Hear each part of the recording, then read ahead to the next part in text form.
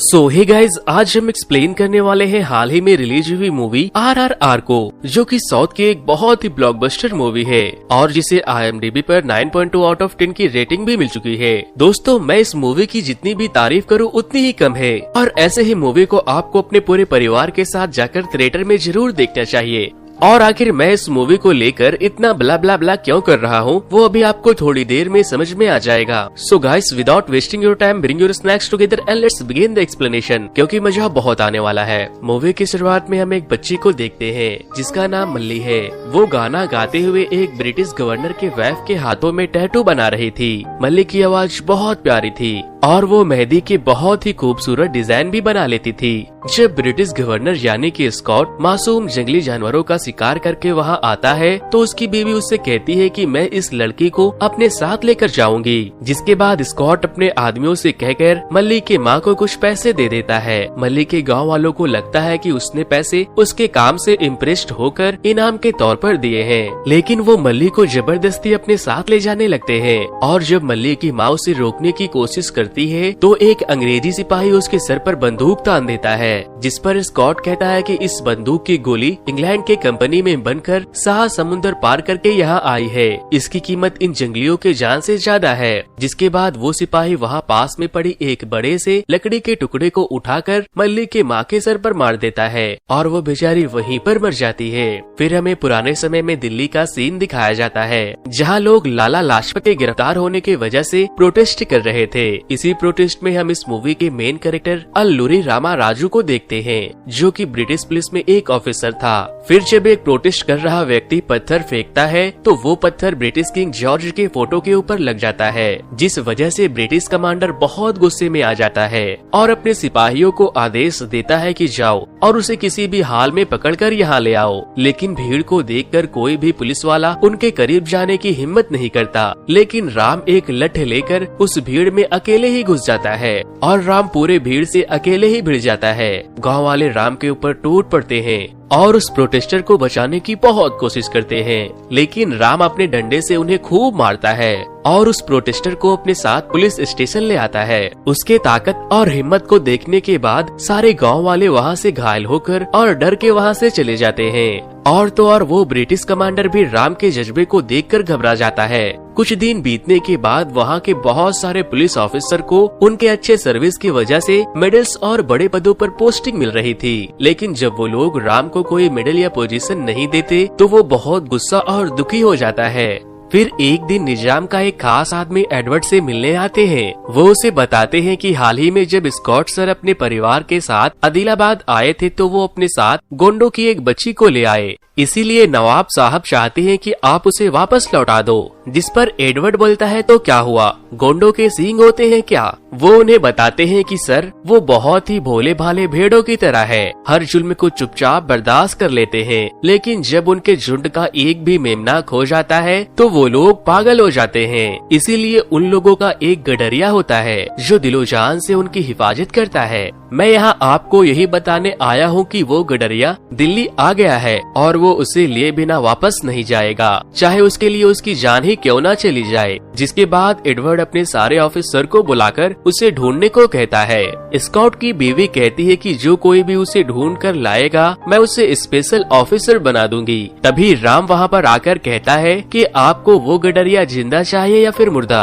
अब हमें दिल्ली से थोड़ी दूर एक जंगल का सीन दिखाया जाता है, जहाँ हम इस मूवी के दूसरे मेन कैरेक्टर कुमारम भीम को देखते हैं। वो अपने सर पर खून डालकर जंगली जानवर को अट्रैक्ट करने की कोशिश कर रहा था और यहाँ पर भीम और शेर की लड़ाई होती है और वो किसी भी तरह से उस शेर को बेहोश करके पकड़ लेता है। फिर हम देखते हैं कि भीम मुसलमान बनकर वहाँ से निकलता है और एक मोटरसाइकिल रिपेयरिंग शॉप पर जाता है। भीम एक हिंदू था, लेकिन अपनी पहचान छुपाने के लिए अख्तर बन के एक मुस्लिम फैमिली का बेटा बनकर रहता था और वो लोग उसकी असलियत जानने के बाद भी उन्हें अपने घर में पनाह दे रहे थे।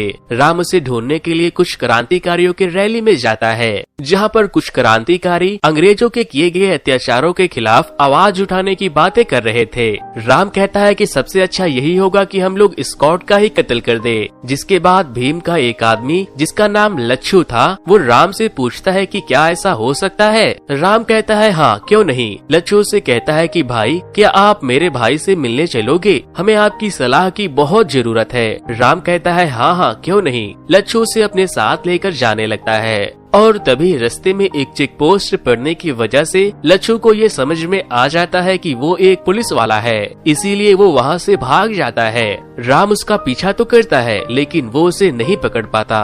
राम उसे ढूंढते हुए एक ब्रिज के ऊपर चला जाता है और वहीं ब्रिज के नीचे नदी के किनारे अख्तर एक बच्चे को मछली पकड़ने के लिए पैसे देता है और तभी ब्रिज पर जा रही एक ट्रेन में आग लग जाती है और ट्रेन के डिब्बों में ब्लास्ट होने की वजह से उसके डिब्बे नीचे नदी में गिरने लगते हैं जहां वो बच्चा मछली पकड़ रहा था। जब राम और अख्तर की नजर बच्चे पर पड़ती है तो वो उसे बचाने के लिए बेचैन होने लगते हैं। अख्तर को बेचैन देखकर राम उसे इशारे करता है कि ऊपर आकर मेरी मदद करो और फिर वो दोनों अपने कमर में रस्सी बांधकर नदी में छलांग लगा देते हैं और उस बच्चे की जान बचा लेते हैं। जिसके बाद अख्तर और राम की बहुत अच्छी दोस्ती हो जाती है।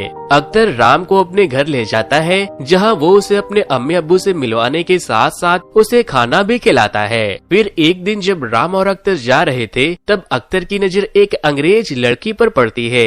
राम कहता है कि देखते ही रहोगे या फिर उससे जाकर बातें भी करोगे। अख्तर कहता है कि भाई बात तो करना चाहता हूँ लेकिन करूँ तो कैसे करूँ। फिर राम कुछ कीले लेकर रोड पर फेंक देता है जिससे कि जेनिफर की कार की टायर पंचर हो जाती है और फिर राम और अख्तर उसके सामने जाते हैं और वो उन लोगों से हेल्प मांगती है। अख्तर उसे बातें करने की कोशिश करता है लेकिन उसे इंग्लिश नहीं आती थी, लेकिन राम को इंग्लिश आती थी, इसीलिए राम जेनिफर से बातें करके उसे अख्तर के साथ भेज देता है। जेनिफर उसे लेकर बाजार जाती है और वो उसे बताती है कि मुझे एक छोटी लड़की के लिए कपड़े लेने हैं। जिसके बाद अख्तर फौरन एक बैंगल्स के शॉप पर जाता है और एक बैंगल्स को खुद से डिजाइन करके उसे दे देता है और कहता है कि उसे ये मेरे तरफ से दे देना, उसे जरूर पसंद आएगा।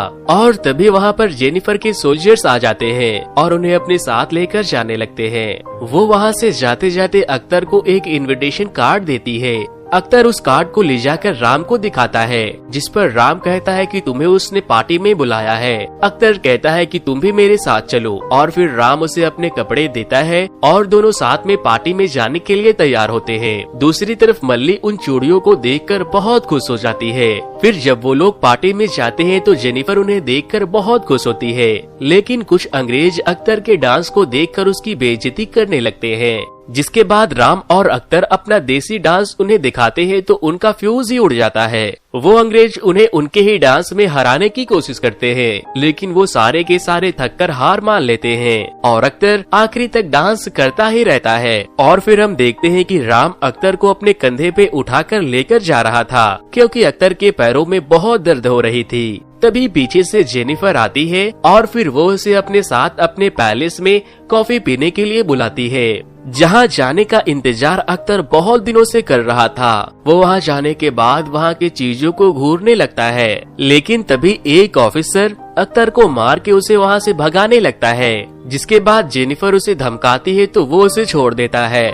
जेनिफर अख्तर से उस सोल्जर के बर्ताव के लिए माफी मांगती है। वो लोग आपस में बैठकर बातें कर रहे थे और तभी अख्तर को मल्ली की आवाज सुनाई देती है। वो जेनिफर से कहता है कि क्या कुछ खाने को मिल सकता है। जिसके बाद जेनिफर उसके लिए खाना लाने चली जाती है और मौका मिलते ही अख्तर मल्ली को ढूंढने चला जाता है और फिर वो देखता है कि उन्होंने मल्ली को एक जेल में बंद करके रखा है। मल्ली अख्तर को देखकर रोने लगती है और उसे अपने साथ ले जाने को कहती है। अख्तर कहता है कि मैं वापस जरूर आऊंगा, लेकिन मल्ली उसे कहती है कि मुझे अभी ही लेकर चलो और फिर अख्तर उसे समझाकर वापस चला जाता है। अब हम देखते हैं कि सीता जो कि राम की मंगेतर थी उससे गांव वाले आकर पूछते हैं कि राम की कोई चिट्ठी आई। वो हमसे कई सारे वादे करके गया था, कम से कम उसे तुम्हारी तो कोई परवाह होनी चाहिए। फिर हम देखते हैं कि लच्छू को राम पकड़कर उसे बहुत मारता है ताकि वो उसे भीम के बारे में बता सके। लेकिन वो बोलता है, मैं तुम्हारे तरह अंग्रेजों के तलवे नहीं चाटता, मैं मर जाऊंगा लेकिन अपने भाई के बारे में तुम्हें कभी नहीं बताऊंगा।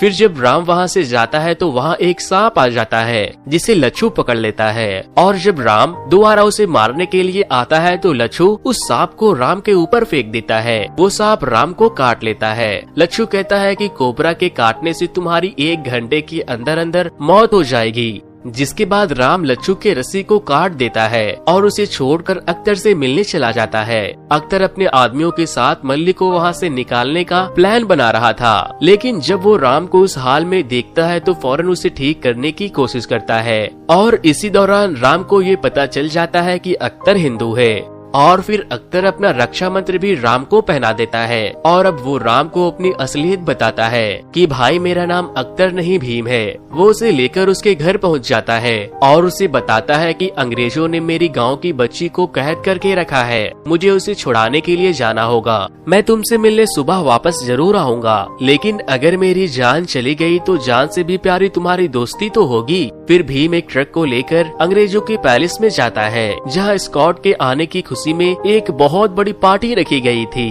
वो ट्रक से उस पैलेस के दरवाजे को तोड़ते हुए डायरेक्ट पैलेस में पहुंच जाता है और ट्रक के अंदर पिंजरों में कैद सारे जंगली जानवरों को खोल देता है। वो जानवर बाहर निकलते ही उनके ऊपर हमला करने लगते हैं। भीम भी अंग्रेज के कई सोल्जर्स को बहुत मारता है, लेकिन एक सोल्जर स्कॉट के परिवार को पैलेस के अंदर बंद करके चाबी खुद रख लेता है। लेकिन अथर उसे मारने के बाद उसे चाबी छीनकर पैलेस के दरवाजे को खोलने ही वाला था कि तभी राम एक रथ पर सवार होकर वहां आता है और भीम को सरेंडर करने को कहता है। लेकिन वो उससे कहता है कि हम भाई के जैसे हैं, मेरी कोई गलती नहीं है, उन्होंने मेरी बच्ची को किडनैप करके रखा है। राम भीम को बहुत मारता है। पहले तो भीम राम को अपना दोस्त समझकर बहुत मार खाता है, लेकिन बाद में वो उसे बहुत मारता है। दोनों एक दूसरे से कम नहीं थे। फिर अख्तर पैलेस के छत पर चढ़ जाता है और राम भी उसके पीछे जाता है, लेकिन भीम राम के सीने पर एक नुकीले हथियार से वार करके मल्ली को लेने के लिए नीचे कूदने ही वाला था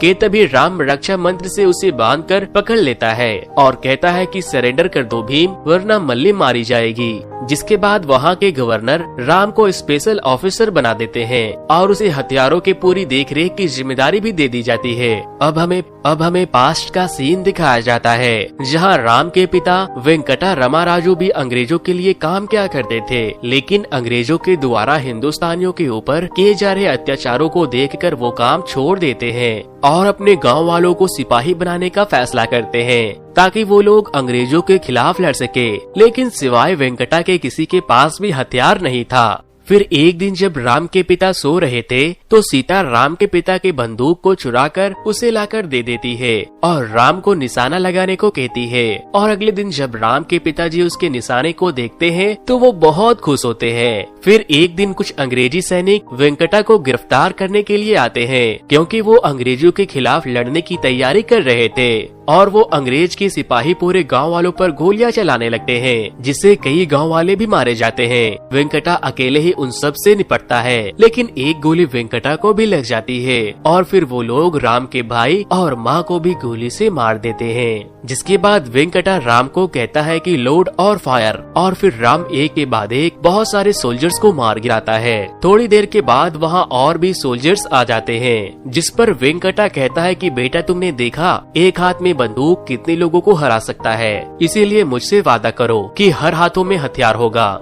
और फिर वो अपने बॉडी में बॉम्ब लगाकर उन बाकी के सैनिकों के करीब चला जाता है और राम को शूट करने को कहता है। और जब राम शूट करता है तो वेंकटा के शरीर में लगे बॉम्ब ब्लास्ट हो जाते हैं और वो सारे अंग्रेज के सोल्जर मारे जाते हैं। फिर हमें प्रेजेंट का सीन दिखाया जाता है, जहाँ स्कॉट की डायन बीवी उससे कहती है कि मैं उसे खून से लथपथ देखना चाहती हूँ और उससे घुटने टेक कर माफी मंगवाना चाहती हूँ, ताकि कोई भी हिंदुस्तानी फिर कभी दोबारा बगावत करने की कोशिश न करे। राम भीम को बीच बाजार में ले जाकर बहुत मारता है, लेकिन वो अपने दर्द को कम करने के लिए लगातार गाने गाते रहता है, लेकिन वो अपने घुटने को टेकने के लिए तैयार नहीं होता। जिसके बाद स्कॉट की बीवी राम को एक कीले लगे हुए चाबुक देती है और कहती है कि मुझे उसके खून से बनी नदी देखनी है, और फिर राम उसे घुटने टेकने को कहता है।